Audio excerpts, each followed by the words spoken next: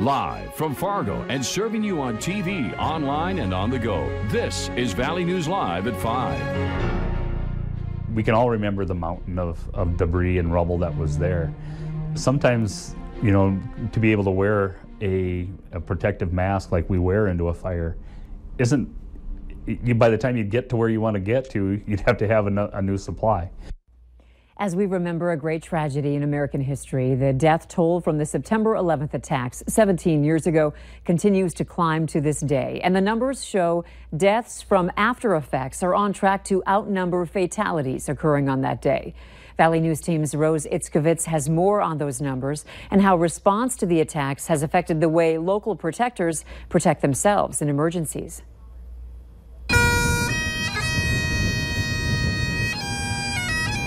On Veterans Memorial Bridge early Tuesday, locals joined area rescuers to remember the fallen victims of 9/11. To honor such a significant event in our country's history, but to also honor all those that died that day. The official number of deaths from that day is just less than 3,000. But 17 years later, the attacks on the World Trade Center are still claiming lives. The toll will be, I think, beyond our comprehension. According to data from the World Trade Center Health Program, of those receiving care for 9/11's after effects, nearly 1,800 are now deceased. But that's just a tiny fraction of all those exposed on that day. The things in that dust, you know, were plaster and asbestos, glass fragments. The CDC estimates some 400,000 people were exposed to caustic and toxic dust from the collapse of the World Trade Center buildings on 9/11. They may not show up for a couple years, but then over time, they start to wear the body down and a cancer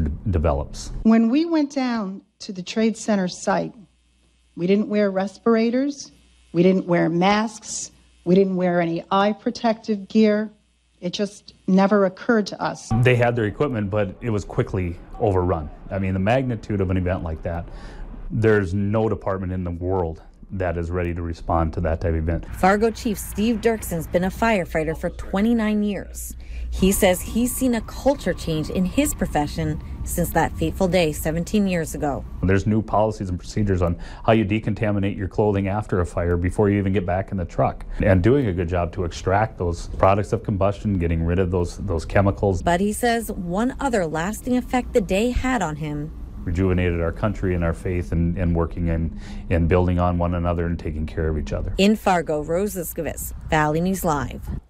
We also spoke with the chairman of a memorial wall in New York that is dedicated to victims of after effects from 9/11. Right now, the number of names on that wall is around 1,000. We're told this weekend more than 150 more names will be added to that list. Firefighters from the surrounding community climbed 110 floors in full gear on a stair-stepper at Family Wellness today to honor the heroic men and women who died 17 years ago during the 9/11 attacks. Joining in this memorial event, just honor the sacrifice of all those that lost their lives on 9/11, going into the fight instead of running away from a dangerous scene. So we just want to do this out of respect for them. This is the 5th year of the Family Wellness Firefighter Stair Climb. Organizers say the event keeps growing, adding more departments every year.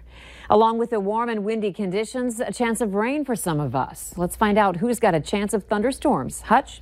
We've seen an increase in clouds here over the last couple hours in the FM area, but we do have a cold front moving through, and it's pretty well defined on the satellite and radar imagery. The showers and thunder showers you see forming along the Highway 2 corridor, they're just developing right now. No lightning from them yet, but these will be tracking along this cold front as it sweeps through the region. Look at temperatures ranging from the 90s in Aberdeen and well into the 80s here in the valley to low 70s for Minot. And the dry air is moving in as well. It actually feels a little sticky from Roseau through Fargo and Grand Forks right now, thanks to increased humidity. Best chance of showers and storms will be gone by midnight. And Andrea, a chance for some northern lights in your forecast. A few of these storms may be severe. We could see some hail being the main threat, upwards of around an inch in diameter, maybe some gusty winds as well. But the good news is they'll be gone for the sleeping hours. Okay. All right. Thank you, Hutch. You bet. A Fargo man has been sentenced to 15 years in federal prison for child porn charges. Police say they got a tip that 26-year-old Damian Olvera had uploaded pictures of a young girl to his Gmail account. Olvera has been charged with possessing and receiving child porn. Olvera will also have 15 years of supervised release and must pay $200 in special assessments to the Crime Victims Fund. A Minnesota attorney has been suspended after several allegations were made against him. Court documents state Todd Crabtree responded to a scam that resulted in the theft of clients' funds. The allegations also include law-related debt, dishonest and misleading fraudulent activity, and notarization of his own signature. Crabtree isn't allowed to petition for reinstatement for 9 months from the date of his suspension. The Bemidji Police Department needs your help identifying this man. Take a good look. Officers are looking for him in an ongoing investigation.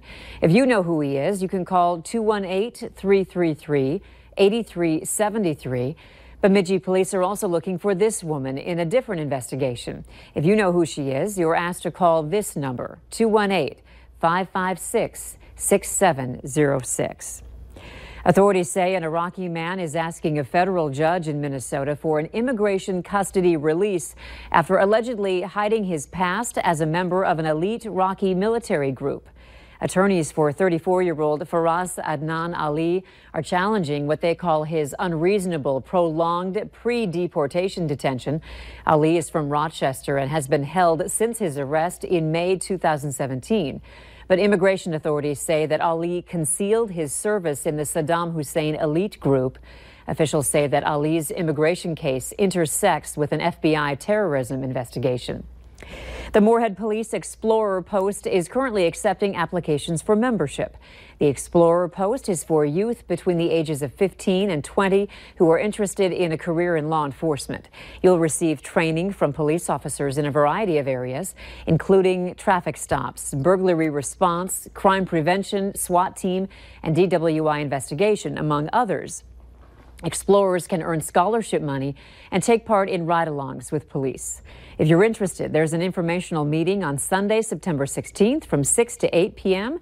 at the Moorhead Police Department. That address is 915 9th Avenue North in Moorhead, the one right on your screen. Devils Lake police are warning residents tonight about scammers, saying they're always finding new ways to try to get your information. The police department made a post to its Facebook page today saying scammers are now making phone calls and impersonating the IRS, Social Security Office, Windows Tech Department, and local banks. They caution you to not fall victim to these scammers and to hang up immediately if you receive a phone call like this. It seems to be the case for a lot of us. We head outside only to be attacked by mosquitoes. Cass County Vector Control says they collected 10 times the amount of mosquitoes yesterday compared to last week. Valley News Team's Maddie Jelseth tells us when they expect to start spraying again to get a handle on the flying nuisance. Mosquito conditions have worsened in the surrounding area. You step outside and get swarmed by the hungry flies. It's been fairly uniform and it's been relatively mild. Our surveillance is just now starting to see that uptick in those biting pressures of those nuisance-type mosquitoes. Prather says his department collected 10 times the amount of mosquitoes yesterday compared to last week. This means that the metropolitan area is above the department's threshold that they consider comfortable, and they're planning spraying operations soon. Still TBD on when that application will be. We're finishing our surveillance stuff today, trying to correlate that with, what the forecast looks like. Prather says if they spray too early, then they won't kill the nuisance female mosquitoes that are preying on people. When it comes to killing the adult mosquitoes, you really need this, perfect combination, again, of wind speed, air temperature, and then, of course, the mosquitoes need to be up flying. The Vector Control Department says they expect to spray either aerial or with their trucks one last time before winter. In Fargo, Maddie Jelseth, Valley News Live. Prather says they're working hard to alleviate the conditions of nuisance mosquitoes in the area. You can go to valleynewslive.com to find out when crews will be spraying. It's considered to be the largest farm show in the upper Midwest, with over 900 different exhibits and taking almost 3 days to cover the entire grounds. The Big Iron Farm Show will be showing demonstrations, new ag advances, and much more until Thursday. This event aims to educate farmers about new technology, but also teach the community about the importance of agriculture. Agriculture feeds the world, and when you sit down and put your feet underneath the dinner table, it's agriculture that's putting that food on that table, and that's That's what this show is all about. The Big Iron Farm Show will once again start with a pancake feed at 7:30 tomorrow morning, with vendors opening up at 9 a.m. The show is taking place on the Red River Fairgrounds.